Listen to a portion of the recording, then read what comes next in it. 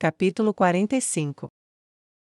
Onimeus largou o livro quando fechou a encadernação e encostou as costas na gaiola. Boa leitura. Ele dobrou os joelhos e apoiou os braços sobre eles. Seus olhos estavam fixos à frente. Estava quase na hora.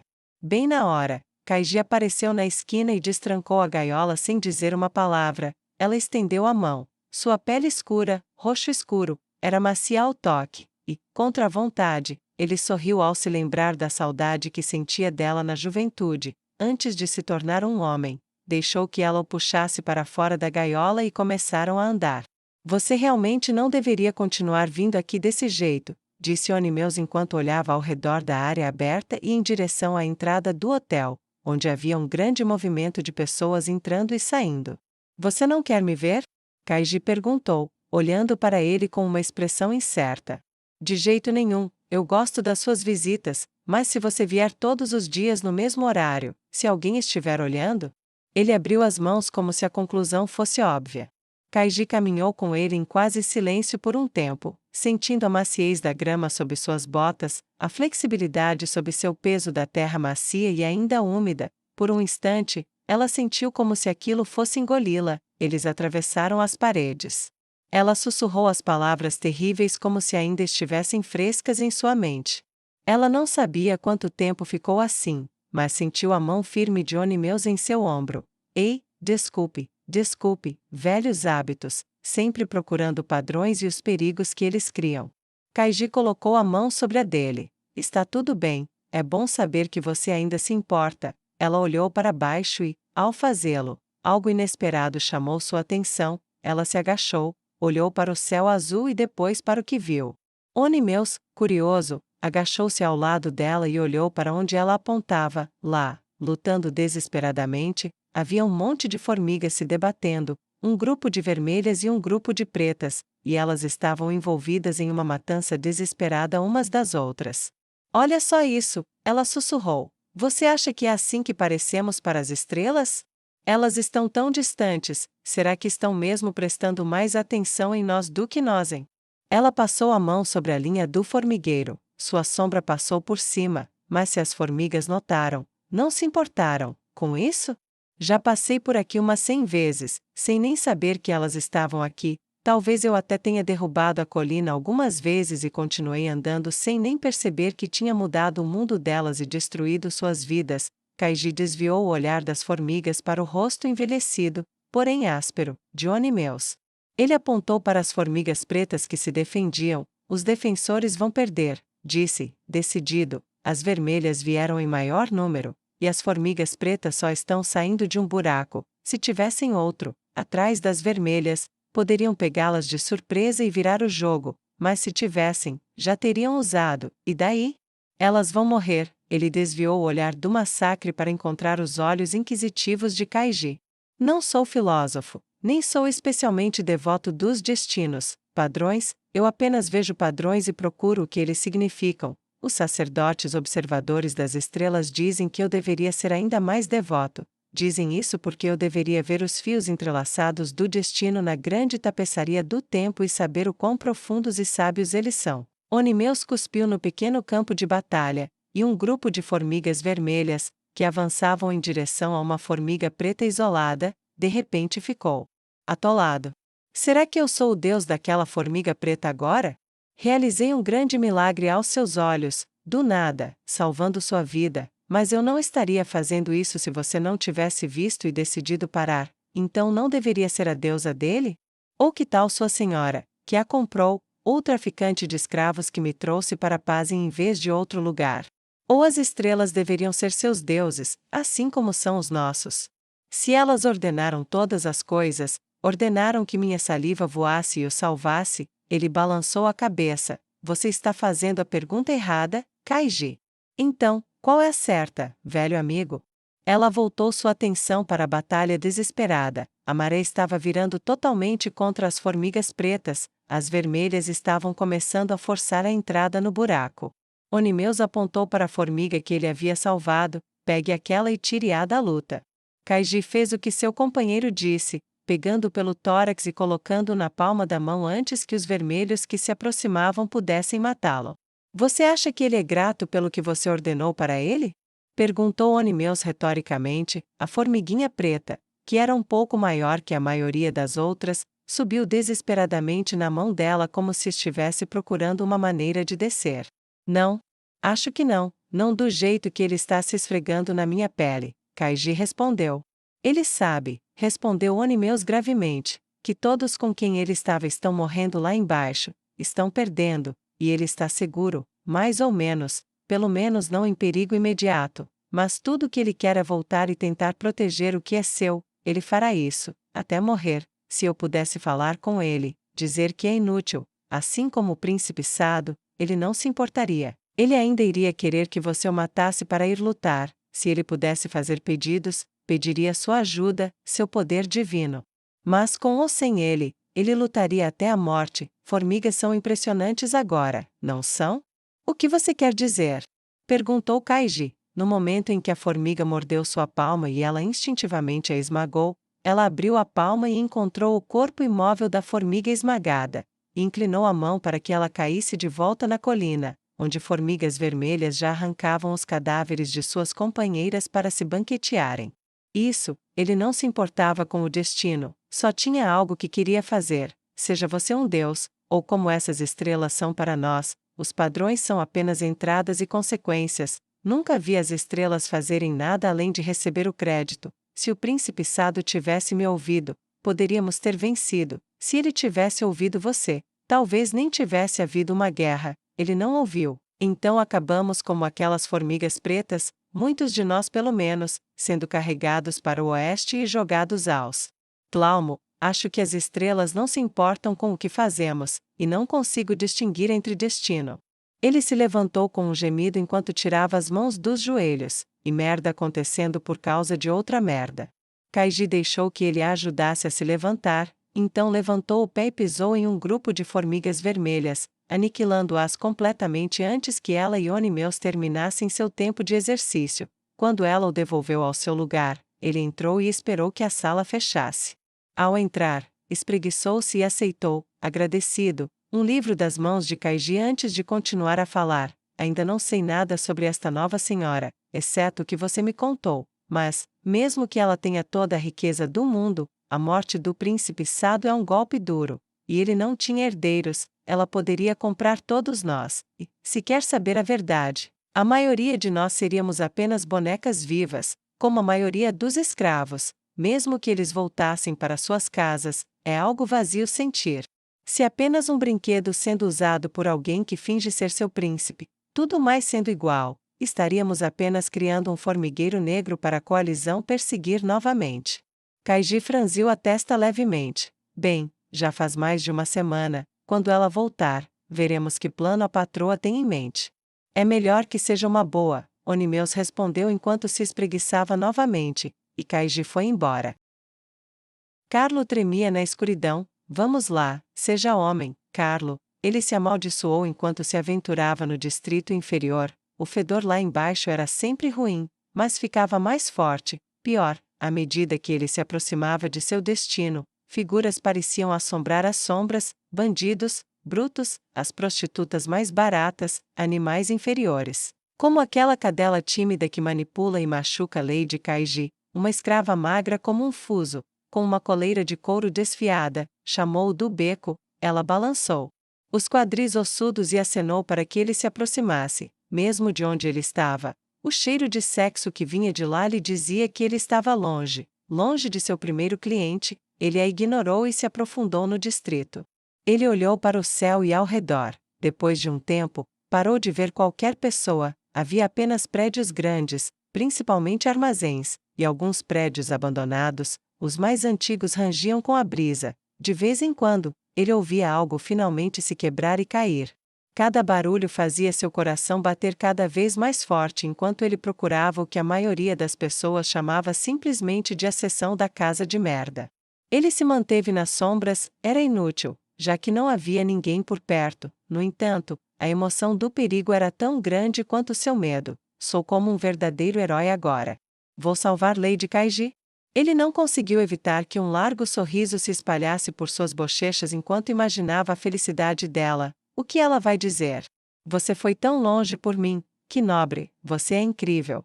Ele imaginou todas as coisas que ela poderia lhe dizer quando estivessem sozinhos, a emoção de saber secretamente que ela estava esperando em sua casa, sozinha. Será que ela, talvez sinta algo por mim? Sozinho assim, tudo o que eu faço e farei por ela, não é inevitável. Era um pensamento agradável demais para ignorar, então ele se permitiu. Ela era tão linda, exótica, perfeita até. Nunca imaginara que haveria tanto até que ela chegasse até ele em uma gaiola. Ele engoliu em seco, o pensamento era inebriante demais, encostou-se numa parede de tijolos velha e imunda e esfregou as costas contra ela enquanto tentava recuperar os sentidos. Quando terminou, deixou o muro e procurou o segundo prédio, levantou a mão, pronto para bater, mas hesitou. Você quer mesmo fazer isso? Perguntou a si mesmo, com o estômago embrulhado pelo medo, uma sensação muito real de perigo se manifestando. Seja homem, idiota, xingou-se e bateu.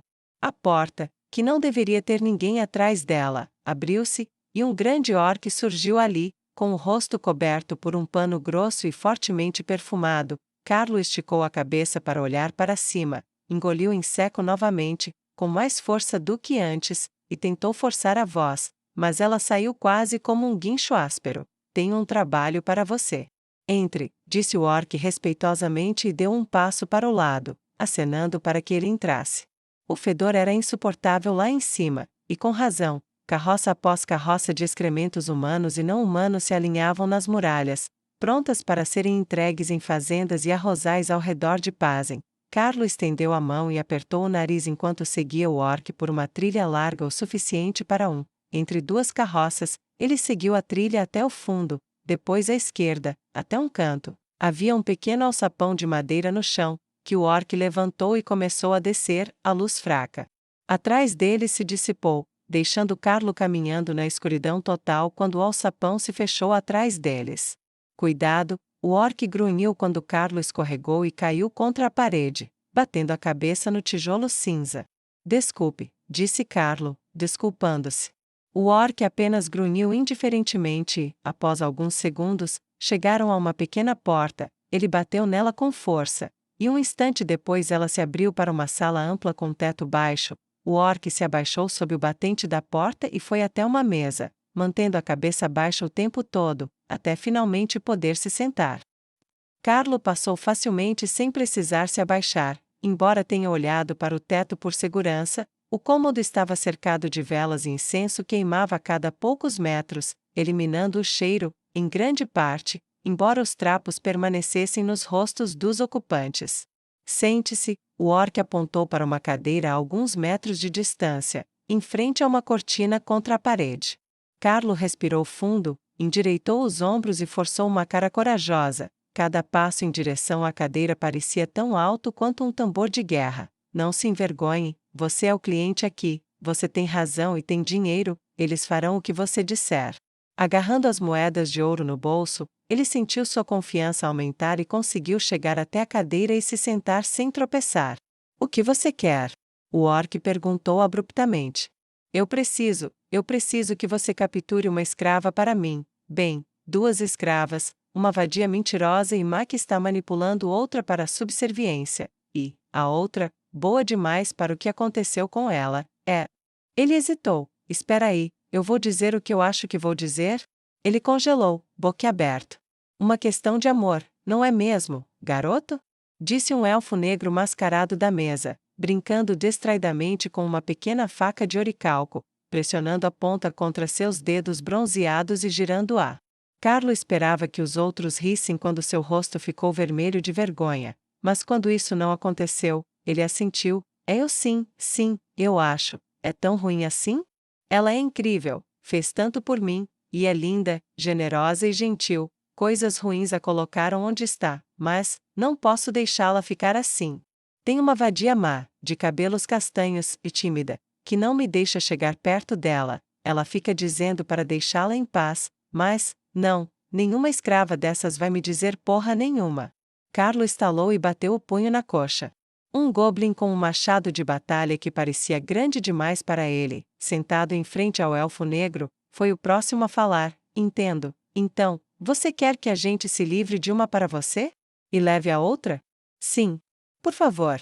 Carlo exclamou. Então se inclinou para a frente e enfiou a mão no bolso, pegou suas moedas e divagou com urgência. Não me importa o que você faça com a de cabelo castanho. Ah, Briseles, esse é o nome dela. Que nome ridículo, esse. Provavelmente não custou 10 moedas de cobre para comprar, mas, de alguma forma ela deixou Kaiji toda dócil e está mantendo-a longe de mim, ou eu dela. Ou ambos. Leve-a até um contrabandista, corte sua garganta, falsifique alguns documentos e venda-a em algum lugar. Não me importo, mas tire-a do caminho para que ela não possa dizer nada à sua senhora quando a mulher voltar. Carlo então passou a explicar tudo o que sabia, sua aparência, o que ele sabia sobre sua rotina, seu quarto, suas preferências alimentares, até mesmo um vislumbre de suas tarefas pretendidas que haviam sido deixadas em uma cômoda enquanto ele falava com a cadela tímida. Finalmente, ele ficou sem fôlego e parou. E é isso, eu tenho o dinheiro que preciso para te pagar, ele disse e abriu a palma da mão, revelando as 6 moedas de ouro. Tudo bem, garoto, mas isso deixa uma pergunta. O elfo negro respondeu e abaixou sua adaga. Sim, qualquer coisa. Carlo respondeu com olhos selvagens e esperançosos. Como nos encontrou? Você não é um dos nossos clientes habituais, nunca fiz negócios com você, com mais ninguém? Perguntou o elfo negro aos seus companheiros à mesa, e, de braços cruzados, o orc e o goblin balançaram a cabeça. Ah, bem. Carlo coçou a cabeça, isso pode parecer loucura, mas acho que algum benfeitor anônimo me ouviu resmungando ou algo assim. Eu realmente não sei, mas encontrei este bilhete no meu bolso, me dizendo para trazer as moedas e contar tudo a você para ajudar minha senhora Kaiji. Sorrisos largos que deveriam parecer agradáveis, mas que lhe causavam arrepios na espinha, se formavam de um para o outro. Certo, entendido, o elfo negro respondeu. Bem, não se preocupe, nós pegaremos as duas. Você não precisa se preocupar com nada. Carlos suspirou e se inclinou para a frente. Obrigado, muito obrigado. Admito que tinha minhas dúvidas, mas acho que essa foi a melhor escolha. Sim, o goblin pegou seu machado com uma mão e começou a acariciar a lâmina com um dedo. Muito mesmo, o elfo negro respondeu. Pense nisso, garoto, em algumas semanas, aquela escrava que você ama, que está com toda essa dor e medo, estará em seus braços, em sua casa. A que estiver no caminho estará morta ou sendo levada para longe, para outro lugar para se curvar e se lamentar, ou para ser devorada. Mas você a terá em seus braços, ela lhe dirá o quanto é grata a você, não consegue ver agora? Ele lançou um olhar quase gentil de compreensão, com um suspiro profundamente romântico. Vai ser maravilhoso. Carlos se permitiu entregar-se à fantasia novamente, fechou os olhos e saboreou a ideia do doce aroma da senhora Kaiji tão perto novamente. E, embora soubesse que não deveria, aquele corpo nu que via tão perto dele, e ainda assim tão fora de alcance atrás da gaiola de outra pessoa, acho que eu realmente tenho que libertá-la depois que eu, a resgatar? Ele se perguntou enquanto tentava imaginá-la dizendo Mestre Carlo, com aquela voz maravilhosa e nobre. Ele nunca viu, com os olhos fechados e perdido em seus sonhos, como sua vida estava prestes a terminar. De trás da cortina, uma espada foi lançada, perfurando a carne de suas costas, atravessou seu pulmão e emergiu de seu peito. Ele teve alguns momentos de dor, choque e horror. Ele levantou a mão, já borbulhando o sangue de sua boca aberta e incrédula, e tocou a espada que viu ali. Ele se perguntou e tentou fazer suas perguntas finais. Como isso foi parar aí? Isso, não pode ser. Minha Kaiji, eu deveria, eu sou o herói, o mocinho, eu deveria vencer, não sou. Mas apenas sangue e gorgolejos saíram de sua boca, e nenhuma palavra. A espada recuou, e ele viveu o suficiente para sentir o chute atrás dele contra o encosto da cadeira. Ele viveu o suficiente para sentir seu corpo caindo, mas não sobreviveu o suficiente para sentir sua cabeça bater no chão. De trás da cortina, um meio-elfo emergiu e jogou a espada no chão, onde ela caiu com um estrondo. Ele olhou para seus subordinados. Parece que Tain nos enviou outra tarefa. Rapazes, ele apontou um braço esguio para o goblin que empunhava o machado. Grekin, você está de pé. corte os membros e jogue o corpo dele na água. Quero essas 2 escravas capturadas e levadas para o lugar de sempre até o final da semana. Ambas vivas, ao contrário desse idiota. Ele cutucou o cadáver de Carlo com uma bota manchada de sangue. O príncipe Rajin invadiu os corredores de sua residência real. Como isso pôde acontecer? Um ataque a um tributo? O príncipe de Comestra sumiu. Ele gritou sua fúria de forma que ecoou pelos corredores, acenando com as mãos e ainda segurando o documento com força suficiente para que seus dedos o rasgassem. Sobela foi a primeira a ouvi-lo, ou pelo menos a primeira a reconhecê-lo. Saiu correndo de seus aposentos, com o vestido e as vestes esvoaçando com a brisa, devido à rapidez da corrida em direção à sua senhora, agarrou-lhe as bochechas, meu príncipe. Ela fixou seus olhos vermelhos profundos nele. Ele escapou? Foi Comestra transou? Não, minha querida, minha doce Sobela. Ele tocou a mão dela com a que não segurava o documento. Comestrans teria tentado resgatar todos os seus. Este foi um ataque calculado por contrabandistas, talvez o próprio Bracer. Tenho certeza de que Sado não escapou. Apesar de suas falhas, ele era, e é, o tipo de homem que morreria por seu povo. Tenho certeza de que ele não se juntou aos que atacaram sua carroça. Agora ele é inútil para nós, mesmo que o recapturemos. Sobela olhou para ele, perplexa. Você, bem, é isso mesmo. Você não saberia. Eles o considerariam um presente corrompido, talvez se um de seus próprios mercadores o recebesse, mas, de nós, seria tratado como uma espécie de provocação. A voz de Rajin assumiu um tom infantil e cantado. Ele até balançou a cabeça num ritmo infantil enquanto falava. Ah, aqui está. Fique com este presente, não importa, nós o perdemos, mas, aqui está de novo. Sua cabeça balançava vigorosamente. Ele é inútil para nós agora. Se encontrarmos o contrabandista, suponho que possamos decapitá-lo e usar o príncipe como refém. Só para o caso de outra perturbação serviu. Rajin encostou-se na parede e olhou para ela com olhos trêmulos e perturbados. O que você não está me contando? Sobela sussurrou perto dele. Haverá um preço por esta ofensa, um preço terrível. Minha única esperança é que aceitem o tributo simbólico dos mortos como bônus, ou talvez alguns escravos comestranos extras. Mas não é inédito que um insulto como este, uma ofensa como esta, exija a vida do próprio príncipe. Se me chamarem, terei que ir, mas não tenho herdeiro, e também, eu não quero morrer. Ele sussurrou trêmulo em seu ouvido. Não posso garantir a sua vida, mas pelo menos, se acontecer, deixe-me garantir a sua linhagem. Ela sussurrou para ele com a voz embargada. Talvez, nosso filho jamais pudesse herdar o trono, mas seria um pedaço da sua grandeza que ainda faria parte deste mundo. Ela então pegou a mão dele e o conduziu até a cama que frequentemente compartilhavam na felicidade e na adversidade. Para fazerem o que pudessem de um amanhã desconhecido. 3 dias depois. Bem, que momento maravilhoso!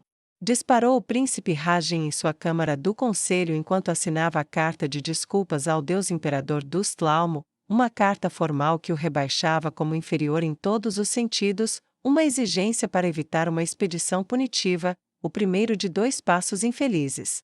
Meu príncipe, sussurrou Umin, não há o que fazer, você fez tudo certo, nenhum contrabandista jamais invadiu um tributo antes.